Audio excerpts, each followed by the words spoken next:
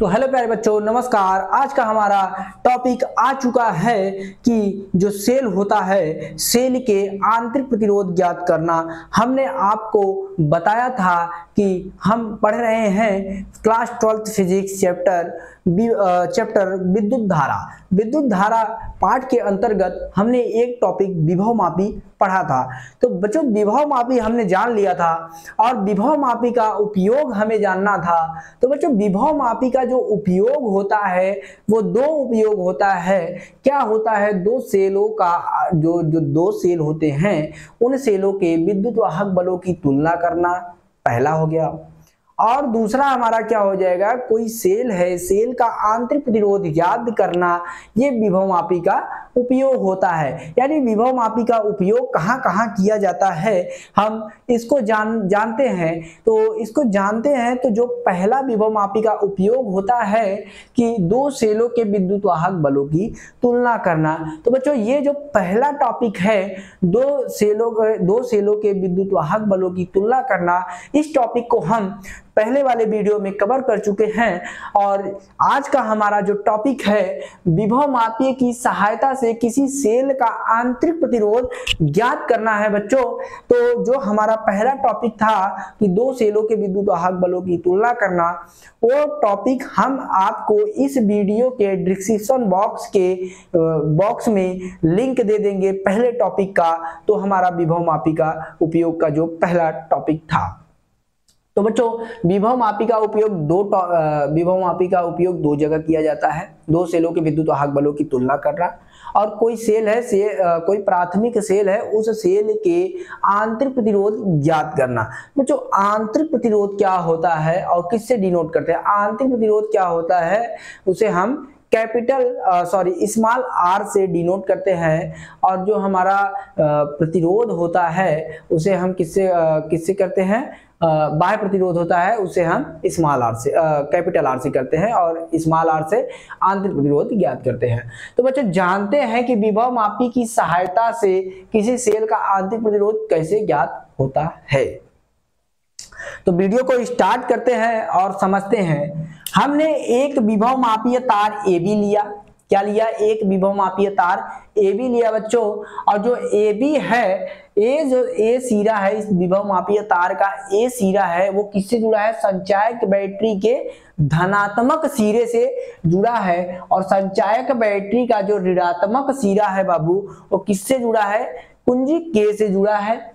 और जो कुंजी K है किससे जुड़ा है? रियोस्टेट यानी धारा नियंत्रक से जुड़ा है। और जो धारा नियंत्रक है किससे जुड़ा है? विभव मापीय तार के B सिरे से जुड़ा है। यानी एक विभव मापीय तार है AB, और जो विभव मापीय तार का A सिरा है वो संचायक बैटरी के धनात्मक सिरे से जुड़ा है, और संचायक बैटरी के ऋणात्मक सिरे से हमारा कुंजी K जुड़ा है, और कुंजी के हमारा रियोस्टेट धारा नियंत्रक से जुड़ा है, और धारा नियंत्रक हमारा विभव मापीय तार के B सिरे से जुड़ा है। इसे हम प्राथमिक परिपथ भी बोलते हैं। लिखना है तो लिख लेना, प्राथमिक परिपथ। बच्चों, इसे हम प्राथमिक परिपथ बोलते हैं। प्राथमिक परिपथ। अब देखो, हमें क्या करना है? कोई सेल है, उस सेल का हमें आंतरिक प्रतिरोध ज्ञात करना है। तो आंतरिक प्रतिरोध ज्ञात करने के लिए हमें सेल की आवश्यकता पड़ेगी। तो हमने एक विभव मापीय तार AB लिया और एक संचायक बैटरी लिया। संचायक बैटरी का धनात्मक सिरा विभव मापीय तार के A सिरे से जोड़ दिया, और जो संचायक बैटरी का ऋणात्मक सिरा है कुंजी K से जोड़ दिया, और कुंजी के रियोस्टेट धारा नियंत्रक से जोड़ दिया, और धारा नियंत्रक यहां से लेकर यहां आया लेकर और विभव मापीय तार के B सिरे से जोड़ दिया। इसे हम प्राथमिक परिपथ भी बोलते हैं। तो बच्चों, इतना समझ में आया। अब हमें क्या करना है? हमें सेल का आंतरिक प्रतिरोध ज्ञात करना है। तो सेल का आंतरिक प्रतिरोध ज्ञात करने के लिए हमें किसी सेल की आवश्यकता पड़ेगी। तो हमने एक सेल E लिया, और जो उसका धनात्मक सिरा है बच्चों, वो विभव मापीय तार के A सिरे से जोड़ दिया, और उसमें क्या किया हमने? सेल के नीचे एक प्रतिरोध बॉक्स लगा दिया, RB प्रतिरोध R है, और बॉक्स बी है, प्रतिरोध बॉक्स लगा दिया और इसे कनेक्ट करने के बाद यहाँ पर एक गैल्वेनोमीटर यानी धारा मापी लगा दिया, धारा मापी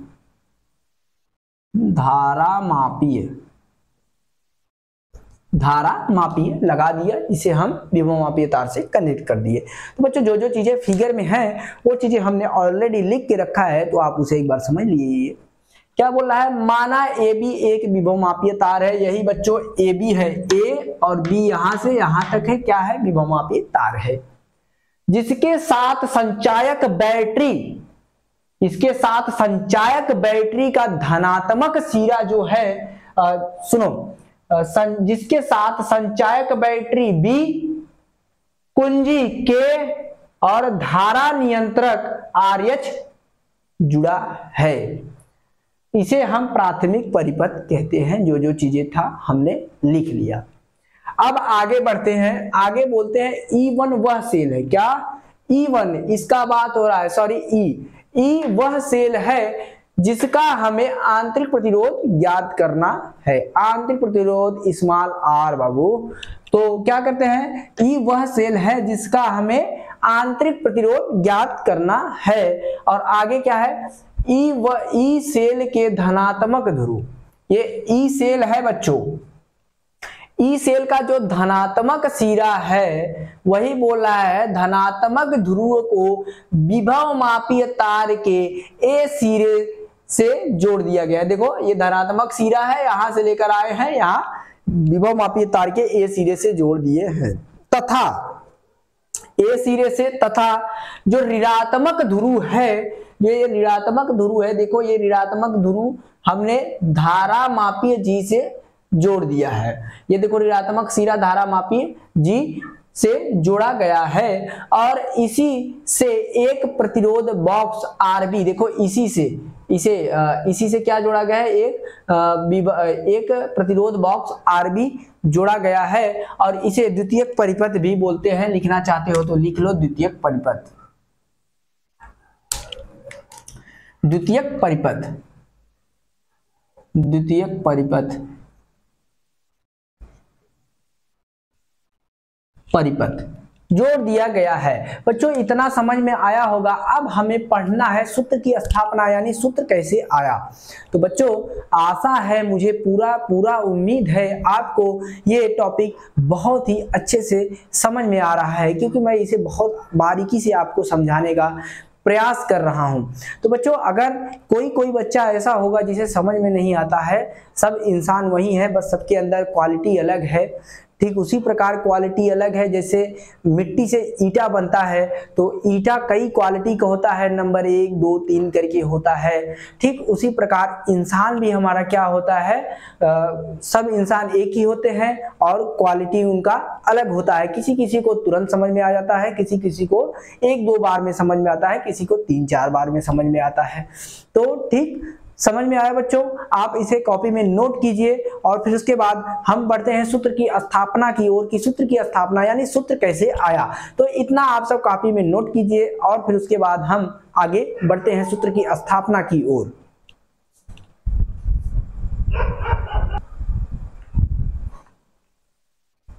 तो बच्चों अब हमारा सूत्र की स्थापना स्टार्ट होने जा रहा है। सूत्र की स्थापना कैसे हुआ था तो जानते हैं। सूत्र की स्थापना कैसे हुआ था, माना किसी सेल का विद्युत वाहक बल E, माना कोई सेल है, सेल का विद्युत वाहक बल E और एक मिनट 2 बार और हो गया है, और आंतरिक प्रतिरोध R है। माना कोई सेल है, मान लो यही एक सेल है, इस सेल का विद्युत वाहक बल E है और आंतरिक प्रतिरोध R है, और इसका बाह्य प्रतिरोध क्या है, इस कैपिटल R है। मान लो हमने यहाँ पर क्या कोई बाह्य प्रतिरोध लगा दिया है, मान लो जैसे क्या किया, कोई बाह्य प्रतिरोध लगा दिया है और कोई आंतरिक प्रतिरोध लगा दिया। आंतरिक प्रतिरोध R है और बाह्य प्रतिरोध कैपिटल R है।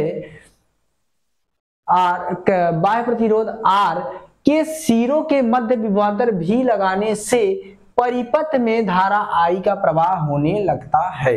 यानी बच्चों देखो क्या बोल रहा है, मान लो ये एक सेल है, ठीक, ये एक सेल है, इस सेल का विद्युत वाहक बल E है, ठीक, विद्युत वाहक बल E है और इसका आंतरिक प्रतिरोध स्मॉल r और क्या किए हैं तथा बाह्य प्रतिरोध कैपिटल R मान लिए हैं। तो कैपिटल R प्रतिरोध कैपिटल R के सिरों के मध्य, यानी हम यहाँ पर एक आंतरिक प्रतिरोध एक बाह्य प्रतिरोध मान लिए हैं और इनके सिरों के मध्य हमने विभवांतर भी लगा दिया। तब मान लो विभवांतर भी लगा दिया तब परिपथ में धारा I का प्रवाह होने लगता है। ये सेल है, इस सेल का विद्युत वाहक बल E है और इसमें हमने इसका आंतरिक प्रतिरोध R है, हमने इसमें एक बाह्य प्रतिरोध लगाया जिसका बाह्य प्रतिरोध किससे डिनोट करते हैं, कैपिटल R से डिनोट करते हैं।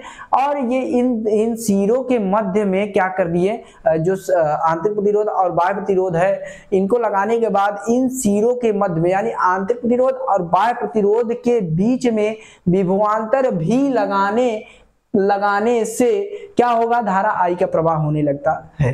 यानी मान लो क्या एक क्या है धारा विद्युत वाहक बल है, ये एक सेल है ये प्लस ये माइनस और इसका विद्युत वाहक बल E है और यहाँ पर हमने क्या किया एक स्मॉल r यानी आंतरिक प्रतिरोध, इसका आंतरिक प्रतिरोध R हो जाएगा और यहाँ पर हमने क्या किया है एक बाह्य प्रतिरोध लगा दिया है और इसके इन सिरों के मध्य में हमने विभवांतर भी का प्रवाह जब विभवांतर भी का प्रवाह करवा देंगे तो यहाँ पर धारा I का प्रवाह होने लगता है जो प्लस से माइनस की ओर गमन करता है।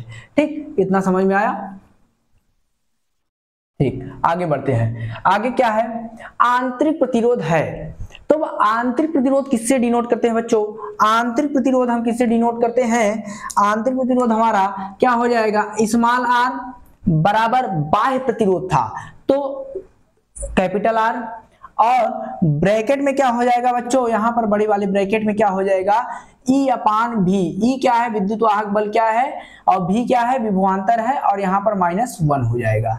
ठीक, हमने आंतरिक प्रतिरोध में आपको ये बता चुका है कि E अपान भी -1 और आंतरिक प्रतिरोध E स्मॉल r और बाह्य प्रतिरोध ये कैपिटल R और E अपान भी -1, इसको हम आपको बता चुके हैं, ये हम आपको आंतरिक प्रतिरोध में बता चुके हैं। तो वही बोल रहा है आंतरिक प्रतिरोध R है सेल का, बाह्य प्रतिरोध कैपिटल R है और सेल का विद्युत वाहक बल E है और उसमें विभवांतर भी लगा दिए हैं और -1 हो जाएगा। ठीक, इतना समझ में आया। इसे हम क्या करेंगे, इक्वेशन नंबर 1 मान लेते हैं। क्या मान लेते हैं, इक्वेशन नंबर 1 मान लेते हैं। चलो ठीक, और क्या है, माना सेल का विद्युत वाहक बल E, क्या माना सेल का विद्युत वाहक बल E, माना सेल का विद्युत वाहक बल E। अरे इसे इक्वेशन नंबर 1 नहीं माने, ठीक, मान लिए इसे इक्वेशन नंबर 1 मान लेते हैं।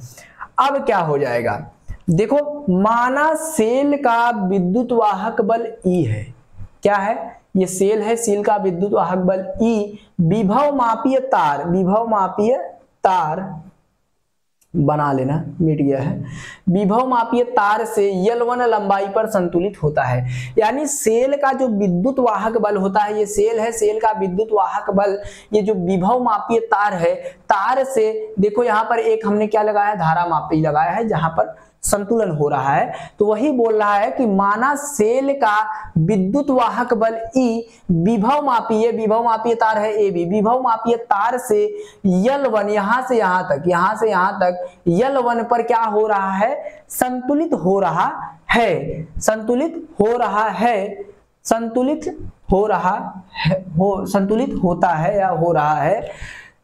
तो यहां पर तो कर लेना, तो विभव मापीय सिद्धांत से बच्चों, विभव मापीय सिद्धांत से बोल रहा है E क्या है, विद्युत वाहक बल है, तो हमने मान लिया E और बराबर में क्या हो जाएगा, बोल रहा है कि विभव मापीय सिद्धांत से, विभव मापीय किससे डिनोट करते हैं बच्चों, K से, तो K हो जाएगा। ठीक, इतना समझ में आया। इनटू बोल रहा है L1 लंबाई पर संतुलित हो रहा है बच्चों, तो L1 हो जाएगा, L1। इसे हम इक्वेशन नंबर 2 यानी 2 मान लेते हैं बच्चों, इसे हम इक्वेशन नंबर 2 मान लेते हैं। अब देखो इतना मान लिए, अब क्या करेंगे, देखो अभी हमने विभवांतर का प्रवाह करवाया था, विभवांतर दिया था तो क्या हो गया था, धारा I का प्रवाह होने लग रहा था। तो देखो विभवांतर भी विभव मापीय तार से, जो विभवांतर भी है वो विभव मापीय तार से L2 पर क्या है, संतुलित होता है। यानी ये क्या है, विद्युत वाहक बल है, जो सेल है विद्युत वाहक बल है। यहां से हमने क्या किया था, एक विभवांतर लगाया था आंतरिक प्रतिरोध और बाह्य प्रतिरोध सिरों के मध्य। तो यहां से जो हमने विभवांतर लगवाया था तो वही बोल रहा है विभवांतर भी विभव मापीय तार से, ये विभव मापीय तार है AB, विभव मापीय तार से L2 लंबाई पर संतुलित होता है। तो विभव मापीय सिद्धांत से, तो देखो तो विभव मापीय सिद्धांत से क्या हो जाएगा, क्या हो जाएगा विभव मापीय सिद्धांत से, यहां देखो ये बोला है E है क्या, विद्युत वाहक बल, और बराबर में क्या K क्या है, विभव मापीय सिद्धांत से बोल रहा है तो K, और इनटू में क्या है, L2 लंबाई पर विभव मापी संतुलित हो रहा है तो L2 हो जाएगा। इसे हम इक्वेशन नंबर 2 मान लेते हैं बाबू। अब इक्वेशन नंबर 3 मान लेते हैं। अब देखो बच्चों इतना समझ में आया होगा, आप इसे कॉपी में नोट कीजिए और फिर उसके बाद थोड़ा हम आगे करते हैं। ये जो समीकरण 1 है इसमें हम E का मान रख देते हैं, V का मान रख देते हैं तो सूत्र आ जाएगा। तो ठीक इतना आप कॉपी में नोट कीजिए, फिर उसके बाद हम आगे बढ़ते हैं। चलो अब क्या करते हैं, यहीं पर लिख दे क्या, यहाँ पर दिख रहा है कि नहीं, 1 मिनट देखो वीडियो में दिख रहा है कि नहीं दिख रहा है, दिख रहा हो तो उसी में लिख दे। उतना भी नहीं दिख रहा है लेकिन कोशिश करते हैं, तो कोशिश करते हैं क्या करेंगे, कहाँ से करें, ऐसे लकीर खींच देते हैं ताकि कुछ मिटाना भी न पड़े हमें और आसानी से हो जाए। ठीक, अब क्या करेंगे, लिखेंगे समीकरण 1 में, समीकरण 1 में क्या करेंगे, समीकरण 1 में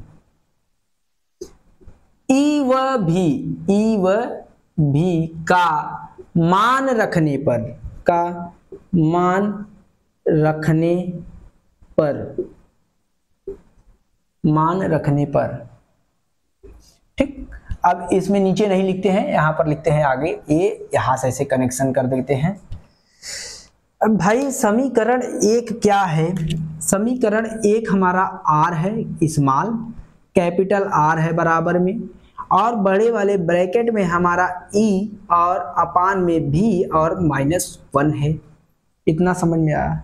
अब E1 का मान हमने निकाला है, क्या निकाला है, E का मान हमने क्या निकाला है, E का मान हमने निकाला है कि E का मान हमारा क्या है, E बराबर K इंटू L1 और V का मान हमारा देखो विभवांतर V है, V तार से L लंबाई पर स्थित है, तो V का मान क्या है, V का मान हमारा क्या है E, और इंटू में क्या हो जाएगा K, E बराबर क्या हो जाएगा K इंटू L2 हो जाएगा। इतना समझ में आया, तो इतना मान रख देते हैं, रखते हैं। यहाँ पर दिख नहीं रहा होगा, 1 मिनट, बराबर में करके आगे बढ़ते हैं। यहाँ लिखेंगे E का मान क्या है, तो लिखेंगे R बराबर R, और बड़े वाले ब्रैकेट में, बड़े वाले ब्रैकेट में E का मान क्या है, E का मान हमारा K इंटू L1 अपान K इंटू V का मान L2, ब्रैकेट बंद। अब देखो अब क्या हो जाएगा, ये जो हमारा -1, ये K से कैंसिल आउट हो जाएगा। 1 मिनट नीचे देखे दिख रहा है कि नहीं, हो जाएगा काम हो जाएगा, K से कैंसिल आउट हो जाएगा। तब हमारे पास क्या बचेगा, R, स्मॉल r बराबर कैपिटल R, और फिर उसके बाद हमारे पास ब्रैकेट में बचेगा L1 अपान L2 और -1। ठीक, ये हमारा फॉर्मूला है। क्या है, फॉर्मूला है। यहां से ये यहाँ ऐसे लिखना है, फिर उसके बाद ये नीचे लिखना है।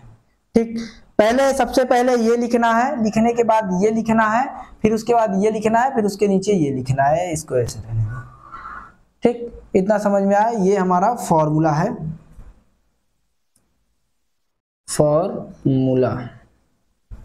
फॉर्मूला। ठीक, अब इसी सूत्र से कोई सेल होगा, सेल का आंतरिक प्रतिरोध ज्ञात होगा। तो लिखना चाहते हैं तो आप यहां पर लिख लीजिए। क्या लिखेंगे? लिखेंगे, हम बोल रहे हैं आप लिख लीजिए। लिखेंगे इसी सूत्र की सहायता से, इसी सूत्र की सहायता से किसी सेल का आंतरिक प्रतिरोध ज्ञात किया जा सकता है। लिखेंगे इसी सूत्र से किसी सेल का आंतरिक प्रतिरोध ज्ञात किया जा सकता है। तो बच्चों इतना हो गया।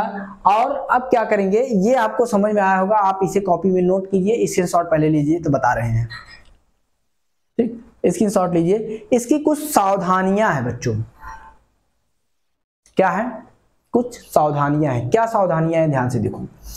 देखो क्या है, ये जो जॉकी है, ये मान लो यहाँ पर एक जॉकी जे है। ठीक, जॉकी जे है, इसको क्या करते हैं, ये जो तार AB है इस पे ज्यादा रगड़ा नहीं जाता है। ठीक, इसके ज्यादा रगड़ा नहीं जाता है। अगर लिखना चाहते हैं तो आप लिखिए हेडिंग डाल के सावधानियां, और सावधानियां में पहला लिखिए, पहला लिखेंगे कि लिखेंगे जॉकी को तार पर अधिक रगड़ा नहीं जाता है। पहला लिखो, जॉकी को तार पर अधिक रगड़ा नहीं जाता है। जॉकी को तार पर अधिक रगड़ा नहीं जाता है। और दूसरा क्या हो जाएगा? दूसरा हमारा हो जाएगा कि सभी संयोजीय पेच को अच्छे से, यानी सभी संयोजी पेच को ठीक से कस लेना चाहिए। सभी संयोजी पेच को अच्छी तरह कस लेना चाहिए। पेच क्या होता है बच्चों? हमने आपको विभव मापी बताया था। विभव मापी में हमने आपको देखो कई जगह पर पेच लगाया। किसी कोई डी है, बॉक्स डी था, उसमें हमने 3 पेच लगाया था। जो धातु होता है, तांबे की धातु यल आकार का, उसमें भी हमने 2 पेच लगाया था। वही पेच बोल रहा है। सावधानियां में इसमें लिखना है, उपयोग में सावधानियां में पहला, जॉकी को तार पर अधिक नहीं रगड़ना चाहिए, पहला। दूसरा हमारा क्या है, सभी संयोजीय पेच को अच्छी तरह कस लेना चाहिए। सभी संयोजी पेच को अच्छी तरह कस लेना चाहिए। तो बच्चों ये हमारा था सावधानियां। तो बच्चों ये हमारा क्या था, विभव मापी के उपयोग थे। विभव मापी का उपयोग 2 था।